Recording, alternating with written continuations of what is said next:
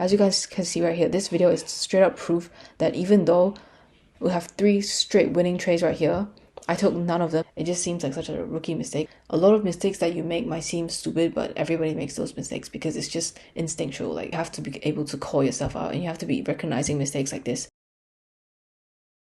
Hi guys, so in today's video we're going to go over a few things. So the first thing is just I'm going to go over all of my trades for the past week, and don't worry, I'm not going to waste your time. I'm just going to keep it very short. So let's just start on the 4 hour, and we're not going to go over to the daily because I've marked everything out, so it's just going to get very messy if I go over on the daily. But this is just the daily fair value gap right here, so that's pretty much all that we need from the daily. I think there's not much.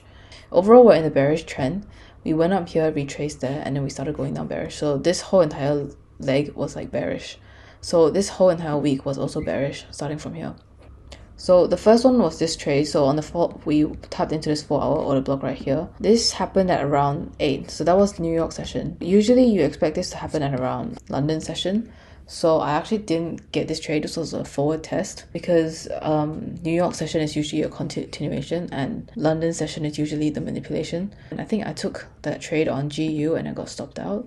Yeah, so this is the trade that I actually took on Tuesday. So we went up into this 1 hour order block right here, and then I got stopped out basically. We swept Asian session highs, everything was aligning, but I still got stopped out, so that's fine. And the reason why I missed that Tuesday trade was just because let's just ignore that, put that back.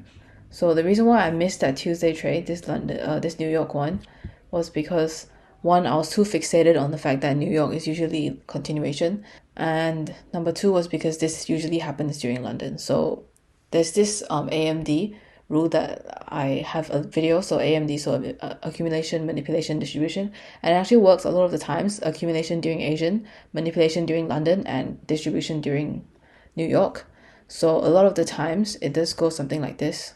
So accumulation, manipulation during London, and then I'll take a trade there. When it sweeps these lows, I'll buy, and then during New York it would dip a little bit and then continue. That's usually what happens, but obviously this time it's just that, and then the manipulation was happening during New York session, so that's why I got a little bit messed up. But see, this is times when you have to be a little bit more sort of, you have to let yourself have a little bit of like freedom to change things up a little bit, because this is not like my strategy is not working. That first loss was fine. That was a justified loss because I had all the confluences lining up and everything, so that's fine. That GU loss was fine, but I shouldn't have been scared to take this trade because the things were still lining up. So on Wednesday, we have this trade right here. I took this first one. This was my win on Wednesday, so I took a buy right here. One of my strategies is that if it's like around 2 to 3 a.m., sometimes I buy before selling, before that manipulation, because I know it's going to go up, tap this 4 hour fair value gap and just go down. Because this was a 4 hour fair value gap and a 1 hour fair value gap right here. And it's also kind of like retracing, so I just know that it's going to go up and then go down. I mean, that's the most likely scenario.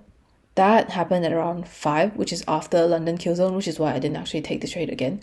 I know I put this there, but I didn't take that trade. I took this one instead, which I got stopped out. And then I took this one at around 6, which I got stopped out again because of SMT. With EU, see, EU went down, but GU went up and then down because that was an SMT right there. As you guys can see, it went up. So anyways, win that I got was this one. So this one, the confluences was 30-minute order block right here. We have this fair value gap right here. We have this 30-minute order block right here. We're within this Asian session range, so it's a very quick scalp. And then going down to the 5-minute, you can see that 30-minute was probably around there. 5-minute, we got a fair value gap right there. So we have this order block right here. We retraced into that 5-minute order block. Going down to the 1-minute, we have this fair value gap right here that we created after re-entering into that 5-minute order block around there. So that was this trade targeting Asian session highs before reversing.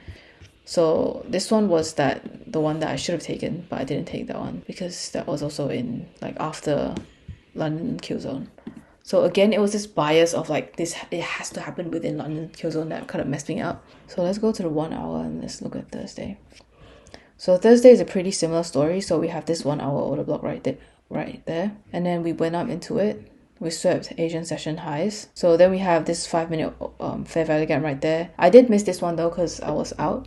So this was another good trade, but this also happened at 2, so this was too early, so that's also why I kind of did miss it, because I was gonna start, I had everything like at around like 1 a.m. New York time. I was like already sorting everything out. I already knew what I was gonna do. My game plan was to wait for it to tap there and then short. But the thing is, usually I'd start looking after 3. So basically, all these 3 trades, look at this. It was such perfect looking trades. Everything happened as they should. We got that higher time frame POI, we got sweep of liquidity, we got clear draw on liquidity, and we have what was that last one? An entry model. So basically we got everything lined up for these 3 days, but the thing was they all were slightly different timing than that 3 to 4 a.m. window. So the first Tuesday and Wednesday was during like near New York session, and then the Thursday was like 2 a.m. like right before London session starts. Right before London session starts. So that's where I got a bit messed up there. So that's the psychology that I kind of want to talk about. It's just being a little bit too fixated on these things. Sometimes, like when your model plays out, you just kind of have to let it play out. That's why when you start to overcomplicate with like quarterly theory with like SMTs and stuff, it just gets a bit too much sometimes. But I'm still trying to sort that out right now. So just understanding that sometimes like you just have to be present and just not be too distracted, because I know even if it was during those like weird times, it could have still happened. Like the trades could have still happened just like it did for the past 3 days. So it's just learning to be more disciplined and to just stay at my desk, because I like to like just look within that window, and then after that window I'll just leave, or after that window I'll just go for a walk or something like that. So sometimes I think what I learned this week is just to, be more present. And I know I've said this a lot of times in like a lot of videos, but it's just a lesson that I still need to learn. If you guys want to know about the 4 steps that I look for before entering, I'll link that video in the bio. My friend introduced me to this 1 shot 1 kill method, which it worked. So basically we have this whole week. It started here, right? It was Friday, so it started here. This was our week. So we had this weekly open right here, and usually above weekly open you want a short, below weekly open you want a long. So above weekly open, we see right here we got into that daily fair value gap.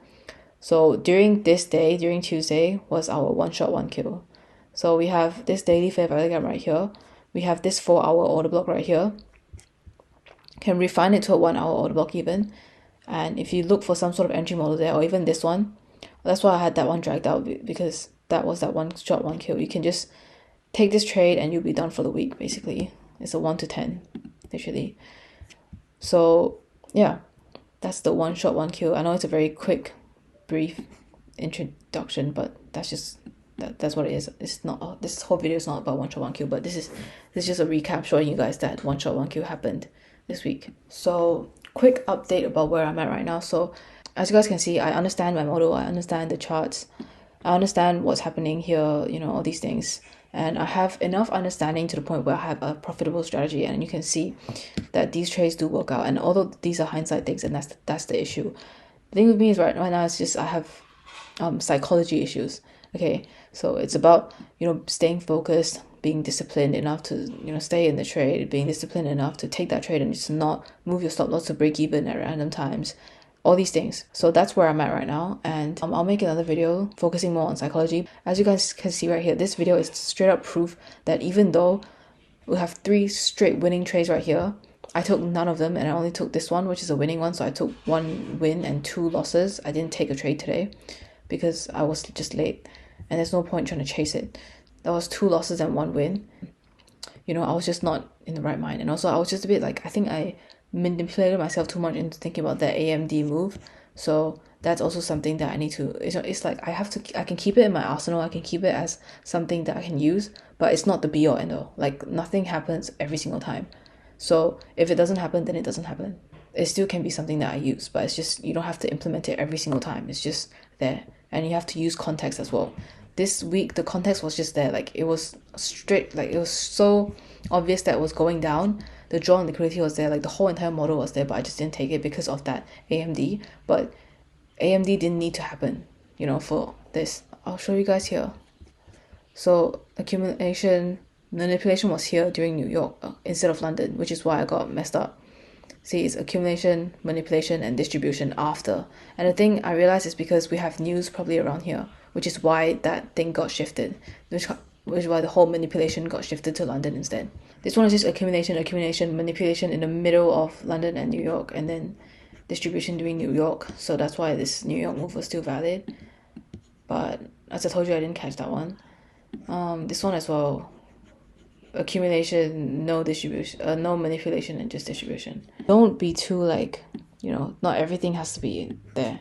It's just they were still good trades, and you just have to call yourself out at times like these. I feel like when I make these videos, I low-key kind of feel a little bit embarrassed because it just seems like such a rookie mistake, and it just seems like the trade is obviously there.